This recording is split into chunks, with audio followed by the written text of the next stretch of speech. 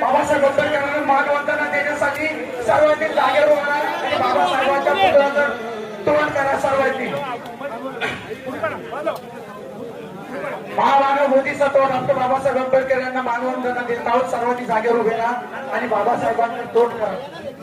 भीमस्तुती भीमस्मरण.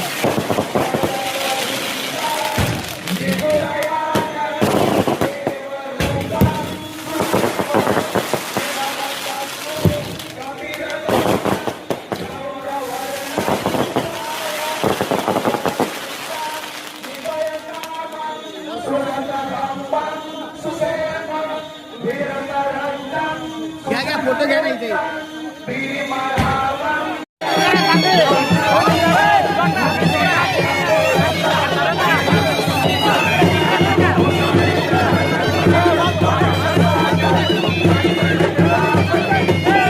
बाबासाहेबांचे संविधान कधीच बदलणार नाही. विरोधकांकडून केवळ वावड्या.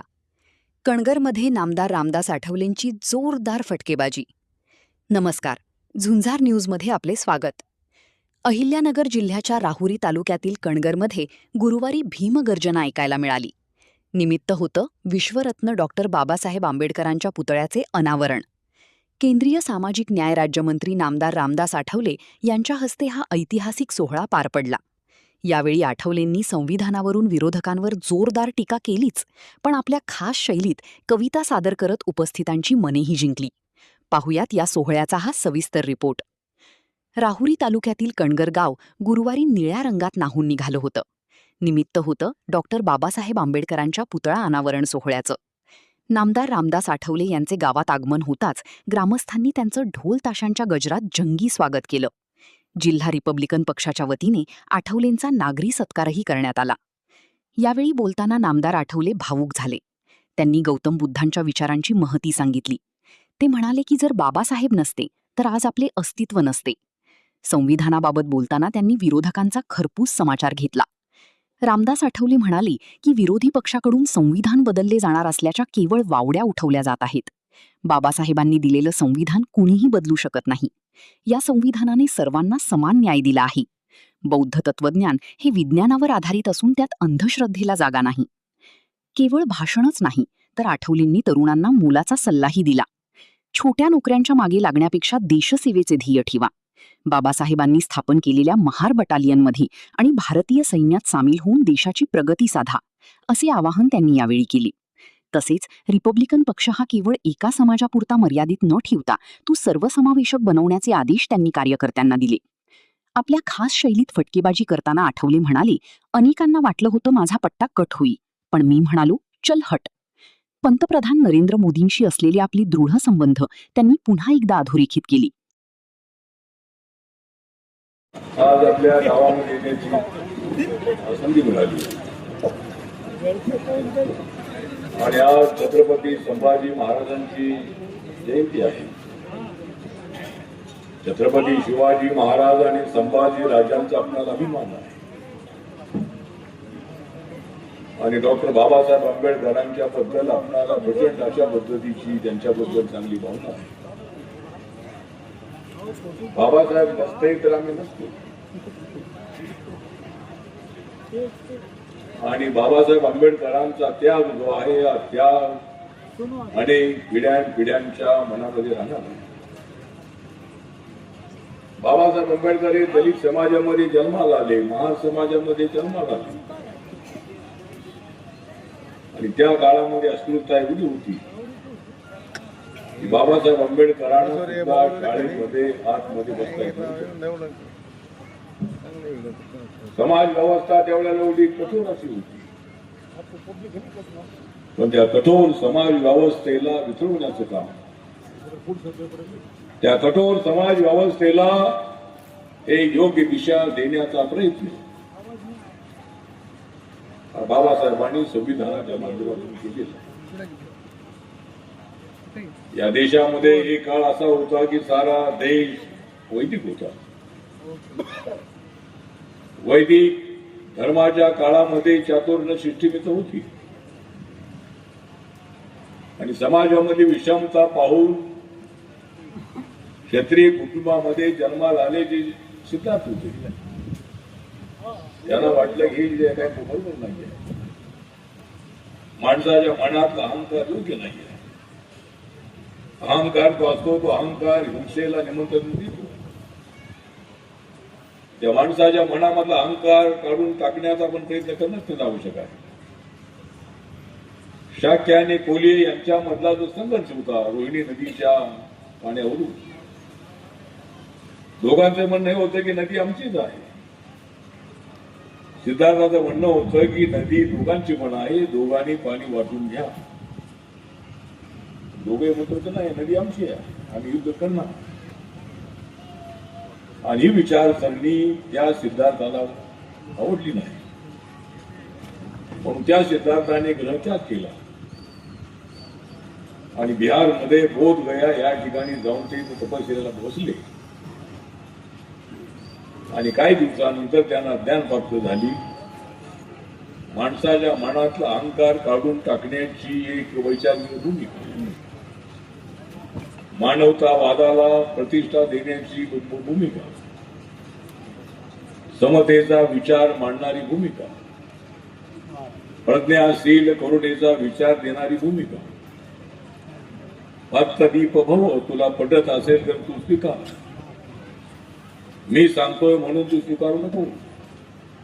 तुझ्या मनाला जर पटत असेल की मी सांगितलेला धम्म योग्य आहे तर तू स्वीकार. अशा पद्धतीची डेमोक्रॅटिक भूमिका गौतम बुद्धांना त्या बौद्ध धम्माच्या माध्यमातून त्यांना मिळाली. आणि पहिल्या 5 भिक्खूंना सारनाथ मध्ये ती दीक्षा दिली. त्यावेळेला सगळे 5 भिक्खू ब्राह्मण होते. बाबासाहेबांना ब्राह्मण, क्षत्रिय, वैश्य, शूद्र हे सगळे वर्ण मिटवायचे होते. बाबासाहेब आंबेडकर तथागतांना समाजामध्ये समानता नाहीची होती आणि त्यामुळं हा देश जो आहे, हा देश बुद्धिस्ट झाला. या देशातले ब्राह्मण, क्षत्रिय, वैश्य, शूद्र सगळे बुद्ध झाले. त्यामुळे बुद्धाच्या केवळ आपल्याला भारताच्या अनेक ठिकाणी पाहायला मिळतात. काल मी वसईला होतो, त्या ठिकाणी नाला सोपारा या ठिकाणी तथागतांच्या नंतर 300 वर्षानंतर सम्राट अशोक युद्ध झाले आणि सम्राट अशोकांनी कलिंगाचं युद्ध जिंकलं होतं. भुवनेश्वर पासून 10-12 किलोमीटर असणाऱ्या त्या कलंगाच्या ठिकाणी भरघोस अशा पद्धतीचं मोठं युद्ध झालं आणि त्यावेळेला सगळ्या रक्ताच्या नद्या वाहत होत्या, मांसाचा चिखल झाला होता. हे सगळं दृश्य पाहिल्यानंतर सम्राट अशोकांना वाटलं की असलं युद्ध करणं योग्य नाही आणि सम्राट अशोकांनी बुद्धिझम स्वीकारला. ते त्यांची मुलगी आणि मुलगा नाला सोपारा आली होती आणि नंतर सगळ्या आशिया खंडामध्ये बुद्धिझम जाऊन पोचलेला आहे. जगाच्या जवळजवळ 40 ते 50 देशामध्ये बौद्ध धर्म जाऊन पोचलेला आहे. अनेक काळ असा होता की सारा देश बुद्धिस्ट होता. अनेक वर्ष सारा सम्राट अशोकानंतर सारा देश बुद्धिस्ट होता. बुद्धाचं तत्वज्ञान जे होतं ते विज्ञानावर आधारलेलं होतं. अंधश्रद्धेला न मानणारच होतं. नंतर शंकराचार्यांनी हिंदू धर्माची स्थापना केली आणि लोकांना बुद्धिझम आवडेल झाला. बुद्धिझम हा विज्ञानवादी होता आणि अनेक वर्षानंतर हिंदू धर्म या ठिकाणी आला आणि सारे लोक हिंदू झाले. नंतर या ठिकाणी मोगल आले, त्यावेळेला हिंदूमध्येच काही लोक मुसलमान झाले. इंग्रज इथं आले, 150 वर्ष राहिले, त्यावेळेला आपले हिंदू लोक ख्रिश्चन झाले. त्यामुळं आपला देश जो आहे, हा देश सध्या अनेक धर्माचे लोक या ठिकाणी राहतात. हिंदू, मुस्लिम, बौद्ध, शीख, ईसाई, त्यानंतर लिंगायत आहे, जैन आहे, पारशी आहे, अनेक धर्माचे लोक इथं राहतात. बाबासाहेब आंबेडकरांनी संविधान लिहिताना त्यांच्यावर झालेल्या अन्यायाच्या संबंधातली भूमिकाची मांडली. ज्यांनी माझ्यावर आणि माझ्या समाजावर अन्याय केले त्यांची चूक नाही. पिढ्यापासून त्यांच्या मनामध्ये हा विचार होता की चूक आहे, अनटचेबल आहे, ती गावाच्या बाहेरमध्ये आहे, जनावर ओढणारे आहे, यांना शिवून घेता कामा नये. अशा पद्धतीची अनेक वर्षाची परंपरा किंवा असा विचार त्यांच्या डोक्यामध्ये होता. आणि त्यामुळं अत्याचार करणाऱ्यांची चूक नाही, तर अनेक पिढ्यापासूनचा त्यांच्या मनातल्या विचाराची चूक आहे. म्हणून आपण त्यांच्यावर ना काढता कामा नये. महाडच्या 14 तळ्याचा सत्याग्रह झाला 1927ला. त्यावेळेला बाबासाहेब आंबेडकरांच्या सोबत अनेक लोक, त्यावेळेला शिकलेली माणसं अजिबात नव्हती. सगळे धोतर नेसणारे, फेटे बांधणारी, टोपी घालणारी असे लोक त्या ठिकाणी हजारो संख्येने जमा झाले. आणि त्या ठिकाणी तुफान अशा पद्धतीची दगडफेक झाली की तुम्हाला आमच्या गावच्या पाण्याच्यावर पाणी भरण्याचा अधिकार नाही, तुम्ही अचूक आहात, तुम्ही दलित आहात. आणि त्या दगडफेकीमध्ये अनेक लोक बंबाळ झाले होते. ते लोक बाबासाहेबांकडे गेले आणि बाबासाहेबांना म्हणाले की बाबासाहेब आम्हाला आदेश द्या, आम्ही सुद्धा दगडाला दगडाने उत्तर देऊ शकतो. बाबासाहेब म्हणाले असं करून चालणार नाही. आपला समाज गावागावामध्ये फार छोटा आहे. एका बाजूला गाव हे मोठी शक्तिशाली असणारं गाव आहे. त्यामुळे असं काहीतरी केलं तर आपल्या समाजाचं मोठं नुकसान होईल. त्यामुळे आपण असं न करता आपण शांत राहा. आज का उद्या त्यांच्या लक्षामध्ये येईल आणि नक्की तुम्हाला न्याय मिळेल. अशा पद्धतीची बाबासाहेबांची भूमिका होती. बाबासाहेब आंबेडकरांना हिंसेला विरोध होता. बाबासाहेब आंबेडकरांच्या मनामध्ये मात्र एक जबरदस्त अशी अन्यायाच्या प्रतिकाराची भावना होती. बाबासाहेबांना अनेक लोक म्हणायचे तुम्ही एवढे कठोर बोलताय.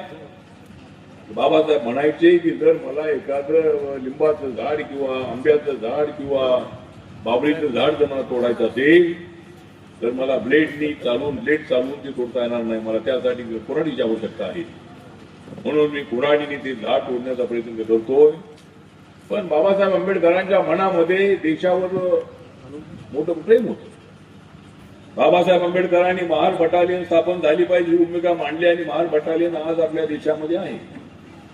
मध्य प्रदेशमधल्या सागरमध्ये महार बटालियनचं सेंटर आहे. आर्मीमध्ये गेलं पाहिजे असं बाबासाहेबांनी सांगितलेलं आहे. या सगळ्या तरुणांना माझं आव्हान आहे की तुम्ही आर्मीमध्ये जा. देशाच्या संरक्षणासाठी आपण गेलं पाहिजे. पूर्वीच्या काळामध्ये गावामधले घराघराची माणसं आर्मीमध्ये आहेत.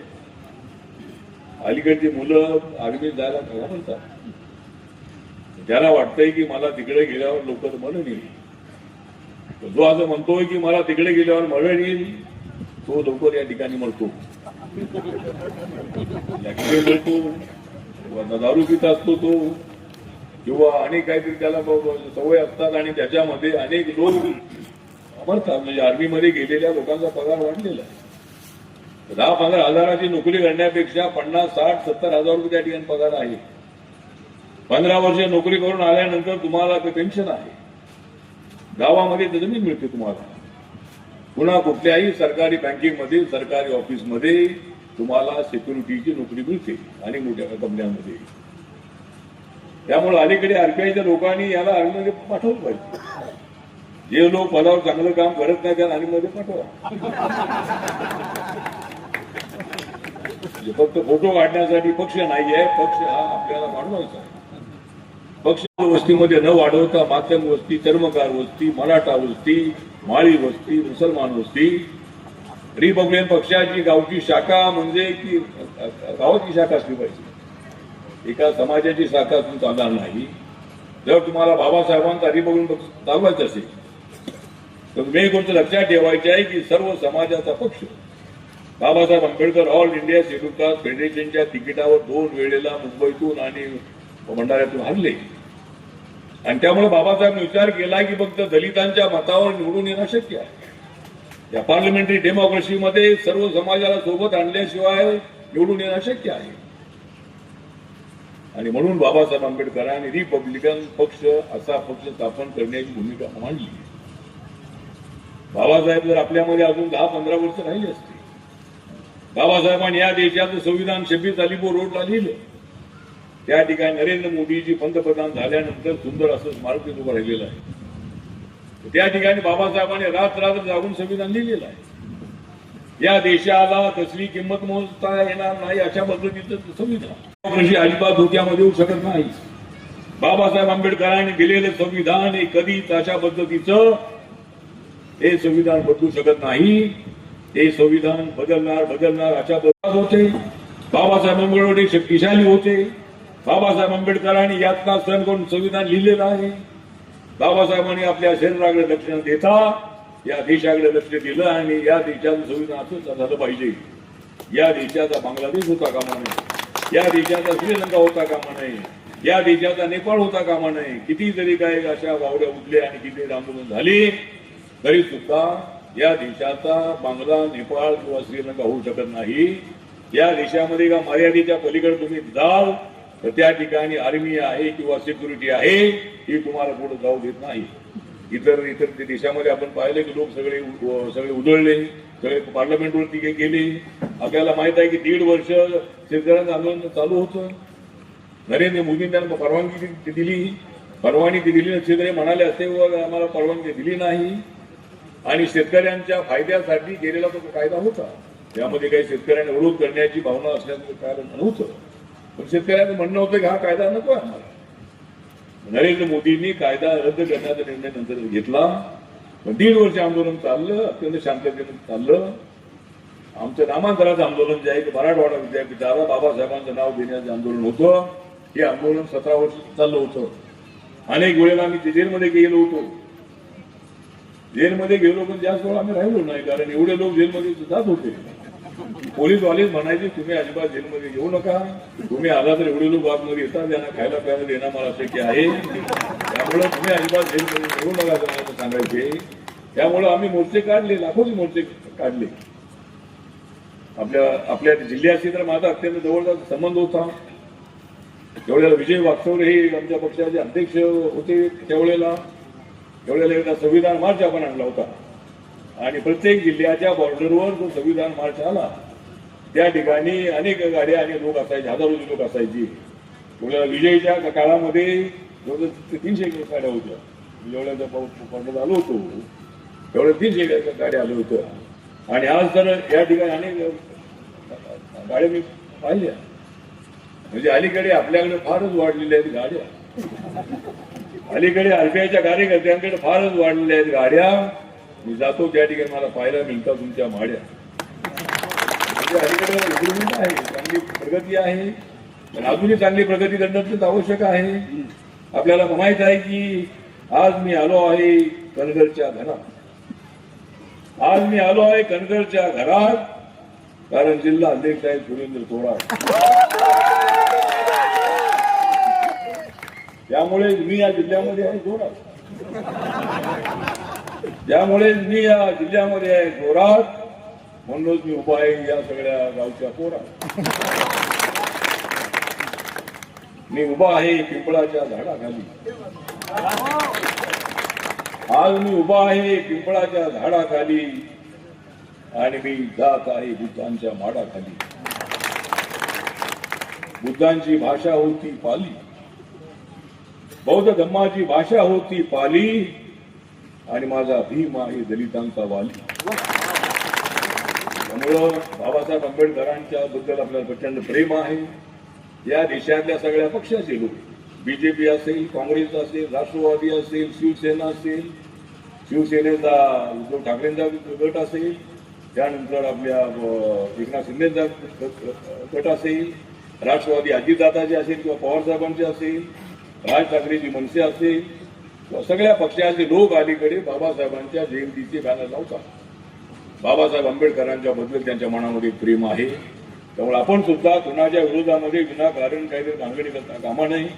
कारण भानगडी करूनच मी इथं आलेलो आहे. म्हणून भानगडी केला नसता तर मला दिल्लीला पोचता आलं नसतं आणि दिल्लीमध्ये जाऊन तिथं 6 वर्ष 6 वेळेला पार्लमेंट राहणं फार अवघड काम आहे. नरेंद्र मोदींची माझे संबंध अत्यंत चांगले आहे. नरेंद्र मोदींचा माझ्यावर चांगला विश्वास आहे. अनेक लोक म्हणत होते की यावेळेला आठवलेंचा पत्ता होणार तर अनेक लोक म्हणत होते आठवलेंचा पत्ता होणार कट, मी त्याला म्हणालो हट. माझा पत्ता कट होण्याचा काही प्रश्न येत नाही. आणि मी जरी खासदार असलो काय नसलो काय मंत्री असलो काय, मी तुमच्या मधला माणूस आहे, मी तुमच्यामध्ये येतच राहणार आहे. अनेक प्रश्न आपण सोडवलेले आहेत, अनेक मागण्या आपण केलेल्या आहेत.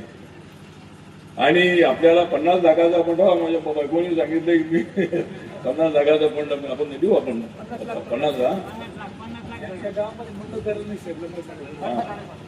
लग्नासाठी मंगल कार्यालय नसेल तर मी एका लग्नाला आल्यानंतर मग तुम्हाला देऊ. याची आहे तर आपण देऊ. जागा आपली असेल तर आपल्याला कुठल्याही फंडातून, माझ्या काही फंडातून असेल आणि कुठूनही असेल, आपल्याला 50 लाख रुपये जे आहे ते 50 लाख रुपयाचा आपण तुम्हाला ग्रामपंचायतीचा ठराव करावा लागेल. आणि ग्रामपंचायतीचा ठराव करून जागा जर चांगली असेल तर त्या ठिकाणी चांगल्या पद्धतीचं आपल्याला एक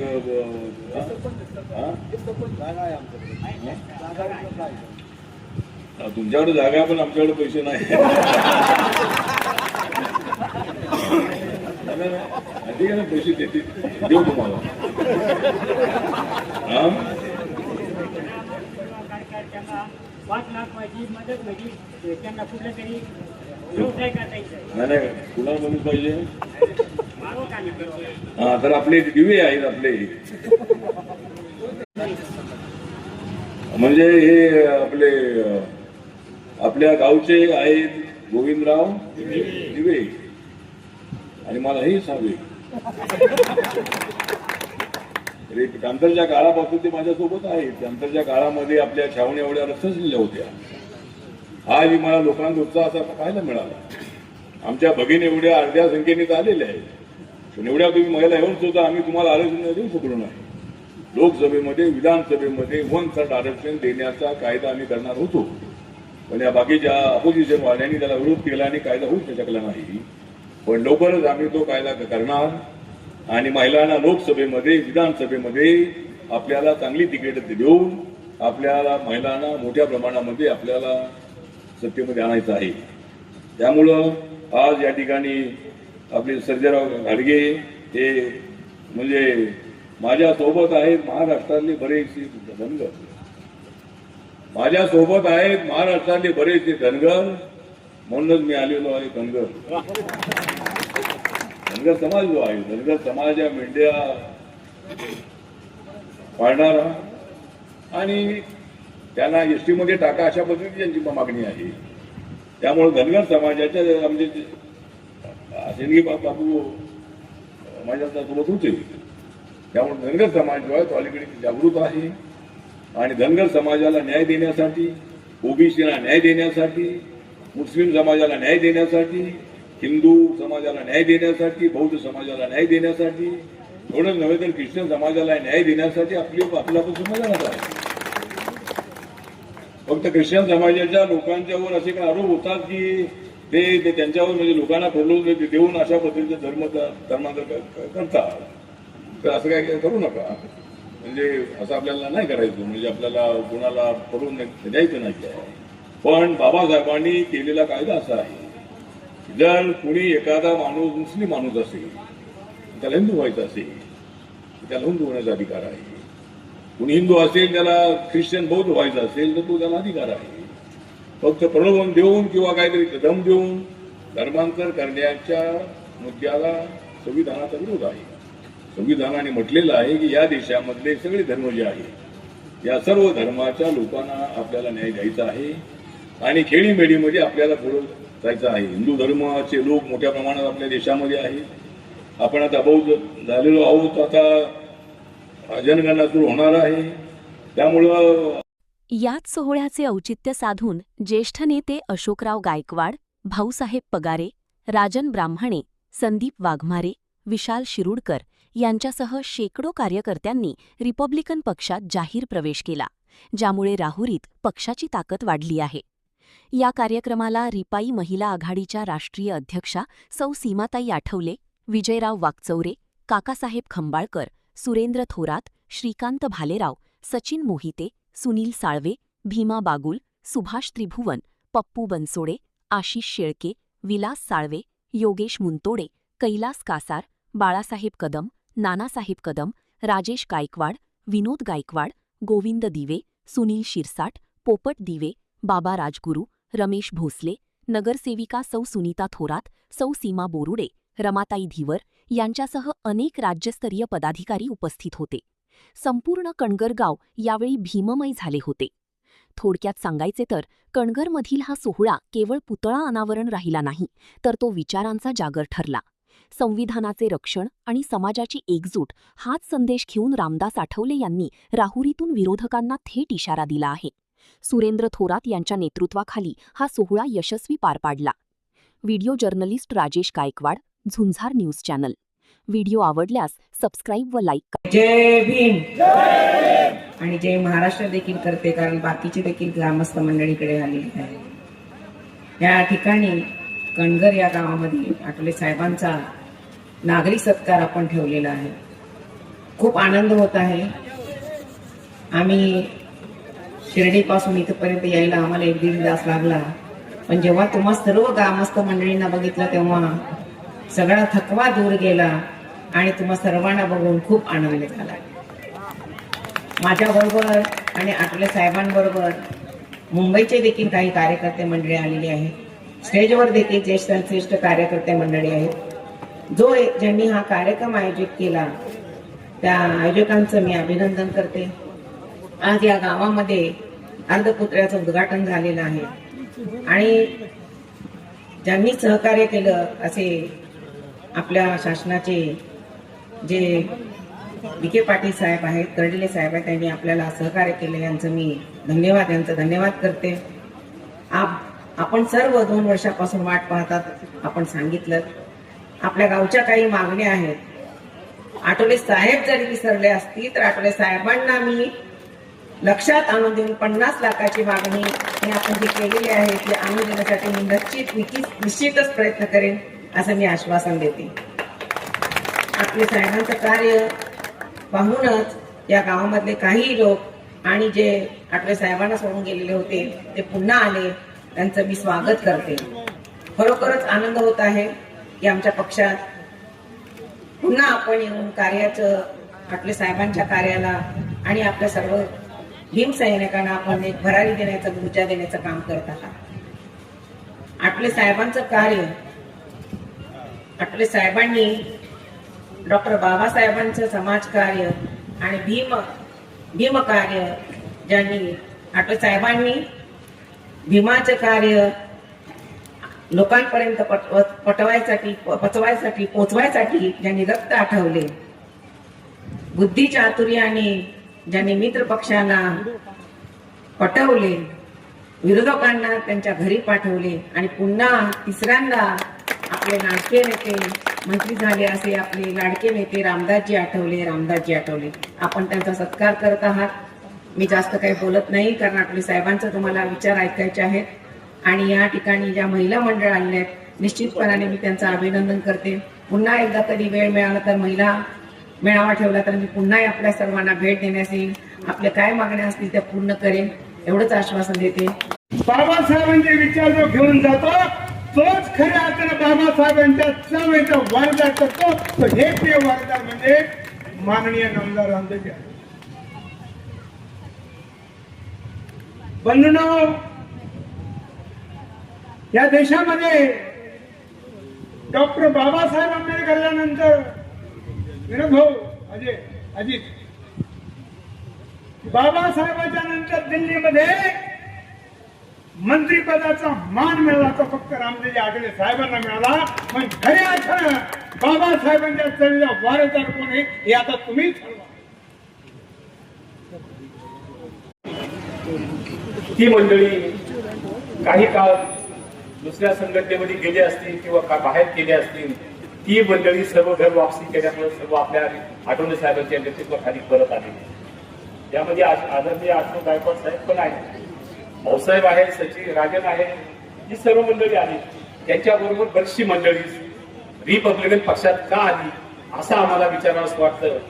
तर त्यांनी का बाहेर गेली, का आली, हा एक प्रश्न असल्यासारखा आहे. मित्रांनो, एक लक्षात घ्या, या देशाच्या राजकारणामध्ये, दलित समाजाच्या राजकारणामध्ये, बौद्धांच्या अल्पसंख्याक समाजाच्या राजकारणामध्ये एकमेव नेता असा आहे का रामदासजी आठवले. हा परिसर त्यांना नवीन नाही. दलित पॅन्थरच्या काळापासून त्यांनी प्रत्येक गावागावात जाऊन या ठिकाणी दलित पॅन्थरची शाखेची उद्घाटन केलेली आहे. ज्यावेळी ते एखाद्या गावातून प्रवास करतात तर ते एखाद्या कार्यकर्त्याचं घर सुद्धा त्या ठिकाणी दाखवतात. आपण इथे गेलेलो आहे. हे कशाचं एका दिवसाचं काम नाही किंवा मंत्री आहेत म्हणून ते काय आपण त्यांना बोलवत नाही. त्यांचं या समाजाप्रती असणारा त्यांचा त्याग कष्ट खूप मोठा आहे. या ठिकाणी माझ्याकडून राहून गेलं. बनतेजी आहे तिथे, पास्टर कंपनी आहे, मौलाना कंपनी आहे.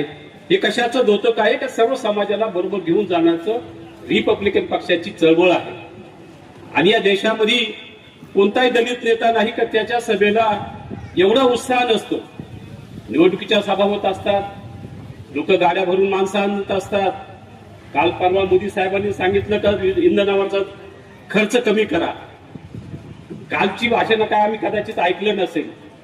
म्हणून या ठिकाणी शेकडो गाड्या जिल्ह्यातून कर्जत जामखेड पासून तर अकोल्यापर्यंत सर्व तालुक्यातले आणि या परिसरातल्या प्रत्येक गावातून लोक आलेले आहेत. आम्हाला अभिमान आमच्या नेत्याचा आहे, त्यांनी केलेल्या समाजाप्रती केलेल्या कामाचा आहे. म्हणून आम्हाला त्यांना भेटण्यासाठी प्रचंड कार्यकर्त्यांची मोठ्या संख्येनं या ठिकाणी उपस्थिती असते. काय असेल देशामध्ये वातावरण काय असेल, इंधन टंचाई असेल, आम्ही पायी येऊ, आम्ही सायकलवर येऊ, पण आठवले साहेबांना भेटण्यासाठी निश्चितपणे आम्ही कार्यकर्ते येत असतो.